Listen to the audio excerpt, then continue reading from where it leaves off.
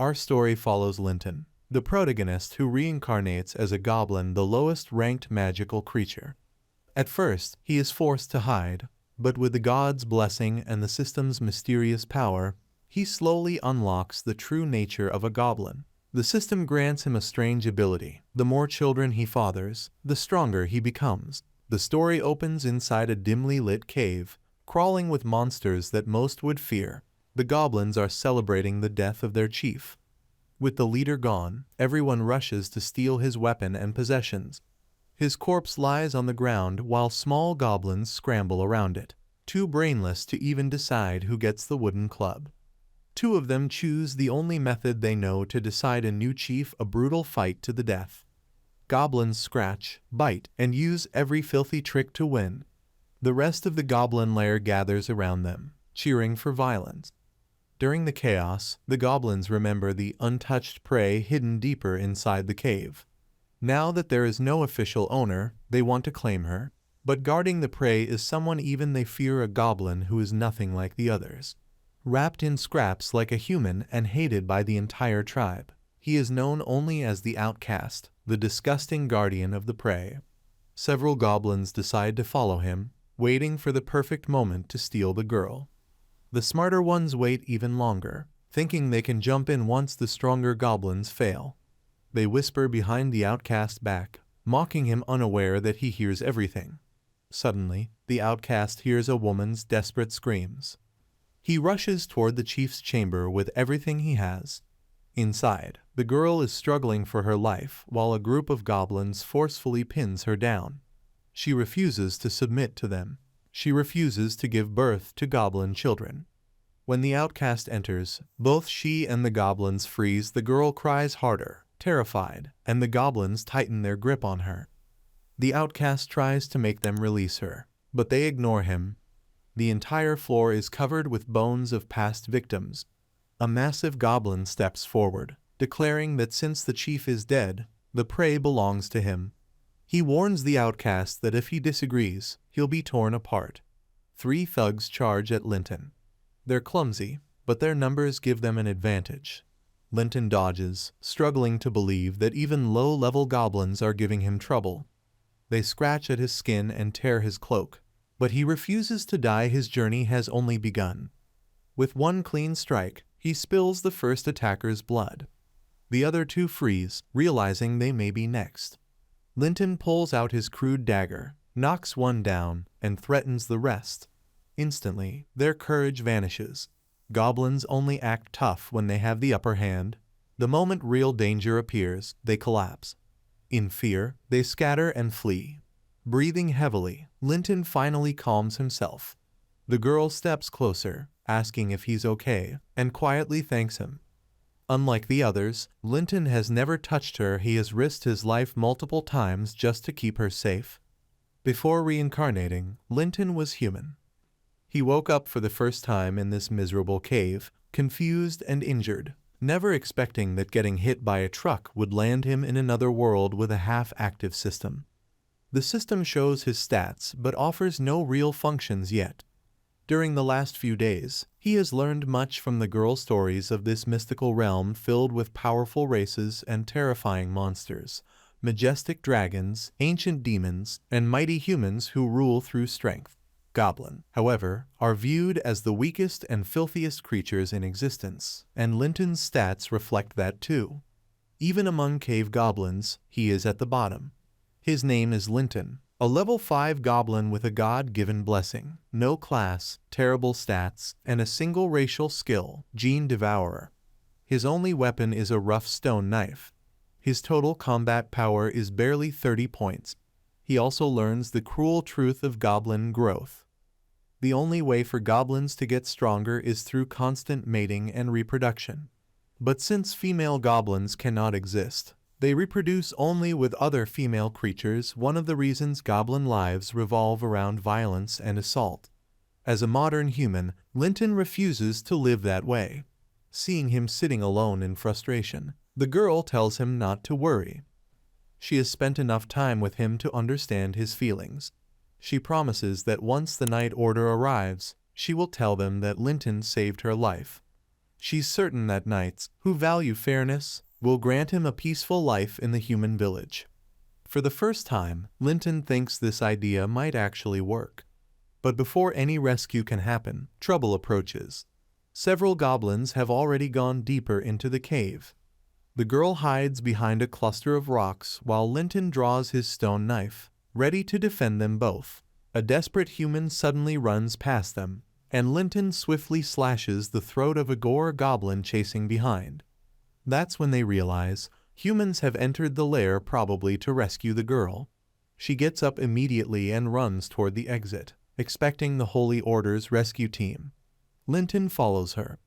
When they reach the entrance, they witness a knight in heavy armor tearing through goblins with a single sword slash. Linton feels a mix of fear and relief at such overwhelming power. This knight is Loder, a level 25 human swordsman with hundreds of stat points. His skills include Sword Kai Slash, Sword Dance, and the holy skill Return to Heaven. His combat power reaches 400 points, an impossible gap compared to Linton's meager 30. The girl runs to him joyfully, calling out to her commander. Meanwhile, Linton notices bodies scattered everywhere and something even more terrifying. Loder raises his judgment sword, aiming to kill the girl he spent days protecting. Acting on instinct, Linton tackles her out of the blade's path. They fall to the ground, bruised but alive. Why is this knight attacking her? Loder sees the two survivors and tells the girl to stay silent. He already knows who she is.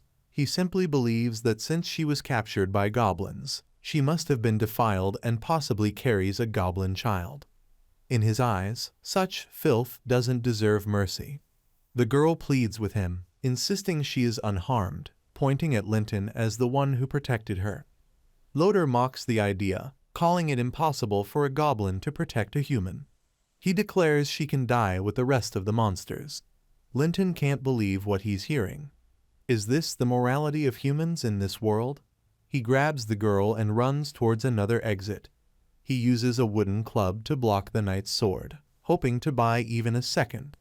Just as Loder's blade is about to cut him in half, a blinding golden light fills the cave. A holy voice commands the knight to stop. Linton is surrounded by a glowing golden sphere. A woman draped in a holy veil, surrounded by armored soldiers, appears controlling the golden magic. The girl rushes to her, calling her the Holy Maiden. The maiden lifts her gently and hands her over to Commander Loder. Then she turns toward the goblin trapped inside the golden light, and the real judgment begins. Encased in the golden sphere, Linton heard the Holy Maiden's soft voice asking if he could understand her. From what he knew, this woman was the Holy Maiden of Freya, the very person Kalia had spoken about. If he wanted any chance of escaping this cave, she was his only hope. Linton stood up and confirmed her identity. He explained that he was not a monster of this world, he was originally human, only turned into a goblin due to a strange accident. He told her that if the Holy Order took him with them, he could explain everything in detail. Even Commander Loder had to admit that this small goblin seemed far more intelligent than the ones he had just slaughtered. Intelligent goblins were rare. Afra agreed, noting that goblins were usually mindless creatures that couldn't speak or think clearly. Considering that, this one might even be a gift from the Holy Mother. To be sure, Afra turned to Kalia and asked if the goblin was truly harmless. Kalia defended him with all her strength. Not only had Linton never harmed her, he had repeatedly saved her from the other goblins, and even arranged food for her. Afra smiled gently and decided that such a special goblin could be taken back to town, but only after proper studies. She asked Linton if he agreed to this arrangement. He had no other choice. The Holy Maiden was known for her kindness and empathy. She was the only one willing to listen. Staying in the cave meant certain death. At least in a human town, he could try proving his innocence. Afra raised her hand and with a small gesture dissolved the golden sphere trapping him. She then ordered everyone to leave the cave. Linton stepped beside her and thanked her for her kindness, promising that he would repay her properly one day.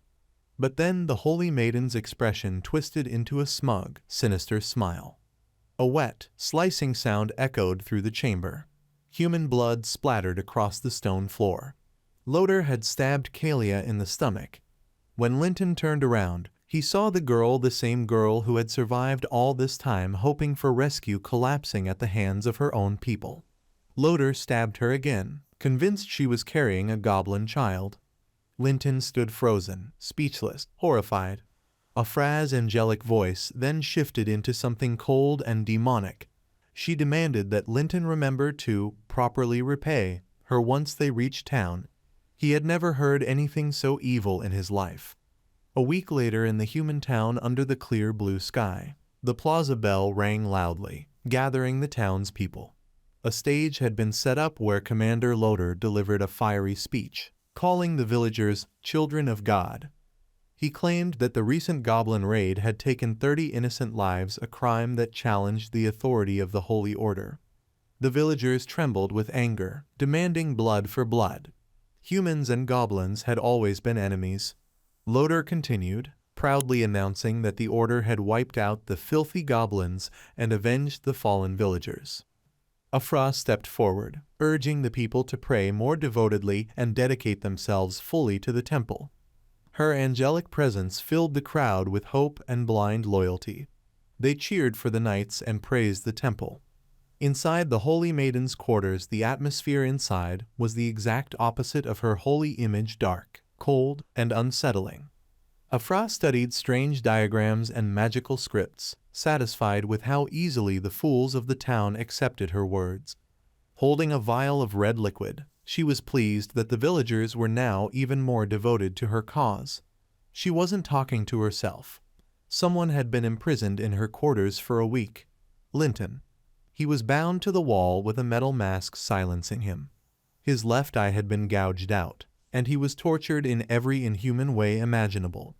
His bloodshot eye glared at the witch who had put him through hell. Afra looked back at him with complete indifference. The only reason he was still alive, she claimed, was because the temple still hadn't found a way to eliminate goblins completely from the continent. Their vitality was annoyingly high. Since she had time to spare, she decided to test how her poisons worked on goblins. Hearing her angelic voice speak such vile words made Linton sick. He screamed at her, accusing her of betraying him just like she deceived the entire bright town. Even Kalia, the innocent survivor, was murdered by their hands. This was their so-called holy order. This was their so-called human justice. His defiance earned him another punishment. A wooden rod was shoved into his mouth until blood poured out. Afra found it insulting that a lustful, worthless creature like Linton dared question human justice. In her mind, Linton had bewitched Kalia. A girl choosing a goblin over humans was betrayal, and her death had been her final act of loyalty. Afra was convinced that goblins were pests, unworthy of mercy or existence. Allowing one to speak to her had been an enormous favor already. She believed Linton should be grateful to sacrifice his disgusting little body for human experiments. Her hand glowed gold, and a magical circle appeared behind him. Flames ignited, burning him with unbearable pain. The fire drowned out everything, consuming his anger and leaving only hopelessness. Linton wondered if this was really the end. Was he truly so foolish? Even after reincarnating as a low-level goblin, he held on to human compassion, believing the Holy Order was righteous. His weakness and naivety were his greatest mistakes that led him straight into the Holy Maiden's torture chamber. After being dragged back to Bright Town, Loder and Afra had tortured him endlessly. No matter how much he pleaded, they never believed a single word. Eventually, Linton could no longer survive their sadistic cruelty. His second death was agonizing, the worst possible way to die. But before his soul faded, one thought burned brighter than anything. If he ever got another chance, he would never trust humans again. He would tear them apart the way they tore him apart. And that chance arrived. The Goblin life simulation system activates. Linton opened his bloodshot eyes, confused. He was alive. But how? The system appeared, explaining that the Goblin life simulation system activates only at the moment of death. His evaluation was simple. He died because of his own foolishness. He forgot he was a goblin in a world that would never trust one. The pain of his week-long torture had imprinted itself onto his very soul. But the system offered him a new beginning, a chance to restart life. If he chose no, his soul would dissipate forever. If he chose yes, he would keep his memories and his system, and be sent back exactly 1 week before his death back to the Goblin Cave. It finally made sense. With a twisted smile, Linton realized the universe was giving him a second chance at revenge. A chance to repay every twisted cruelty Loader and Afra had inflicted on him. Without hesitation, he chose yes. His goblin life too. Zero had begun. This time, he wouldn't be the good guy. The surrounding void dissolved into digital patterns as his body was transferred back into the Goblin Cave. The system granted him a small enhancement enough to give him a fighting chance. His body felt lighter, slightly stronger. Not much, but more than nothing. And now, with vengeance burning in his heart, Linton prepared for his second life. Danger wasn't over yet. The Holy Order was already closing in on Linton's location. If he died again, the system would not revive him. He knew that better than anyone. Now he had to think carefully, how would he deal with the Holy Order once they arrived. He could not afford to lower his guard even for a moment. His first question to the system was simple. What exactly can you do? The system introduced itself as the Goblin Life Simulation System, an ability that allowed him to simulate future events. Every decision he made would create a different outcome. Each simulation lasted 24 hours, after which he would receive points he could exchange for items. Being able to preview the future through simulations was no small thing. Linton immediately realized this feature could save his life. He opened the prompt and started his first life simulation. His current objective was clear escape the Goblin Cave, because Loader now knew about this lair. The system gave him 3 choices. Option 1. Warn the goblins and fight Loader, Afra, and their knights together. Reward, 10 points. Option 2. Abandon the goblins and escape before everyone is slaughtered. Reward, 5 points. Option 3. Hide inside the cave and pray the Holy Order doesn't find him. Reward, 0 points. Linton considered everything carefully. Even with all the goblins combined, Loader's monstrous strength would wipe them out. Fighting was hopeless. Running was the only realistic way to survive. But with the system, he could simulate the highest reward option first. The simulation ended exactly as expected with his death. Even with leadership, the goblins were annihilated like insects. The system reminded him to make decisions that matched his strength. It was clear now, goblins couldn't be trusted for survival. Still, he earned 10 points. Excited, he opened the exchange shop. It projected countless weapons, but most required hundreds or thousands of points. He only had 10. But fortunately, one item matched his total perfectly. Everlight Swift Blade, a lightweight, razor-sharp dagger crafted by elves. He bought it instantly. The blade gave him plus 15 strength and plus 10 speed, completely different from crude goblin weapons. With the right strike, a one-hit kill was possible. After preparing himself, Linton asked the system something that had been bothering him. Why couldn't he find Kalia anywhere in the cave? The system explained that because Linton was reborn, some timeline details had shifted. In this version, Kalia was never captured. She was living peacefully in Bright Town. For the first time in a long while, Linton felt relief. In a twisted way, he had kept his promise. She was safe. He had nothing left to worry about. Now he could focus all his attention on the Holy Order. But first, he had to escape. He located a narrow passage leading out of the cave. Because the entrance was small, the guard stationed there would likely be weaker.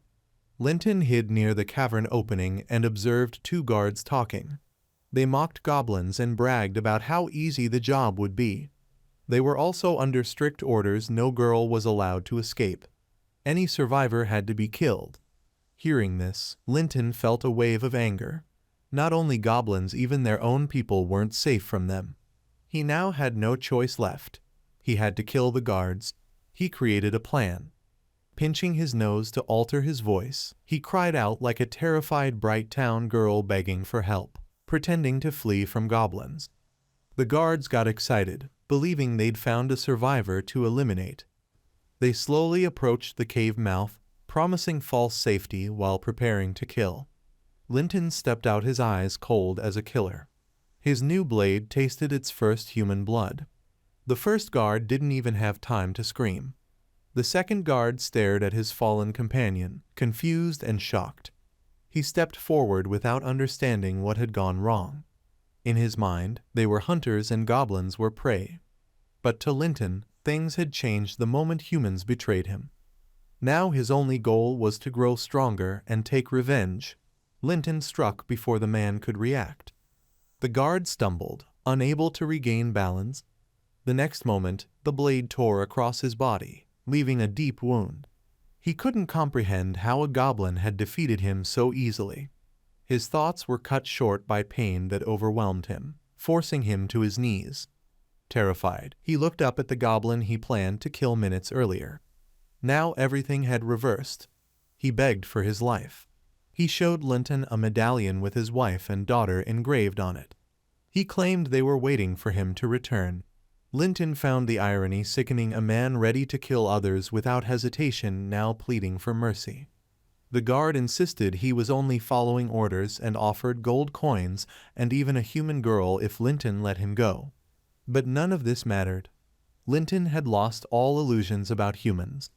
The guard tried to trick him with a hidden knife, but Linton had already seen it. The guard never realized that to Linton, he was nothing but a worthless creature. A moment later, he was headless on the ground. The shattered medallion lay beside the bodies. It was over.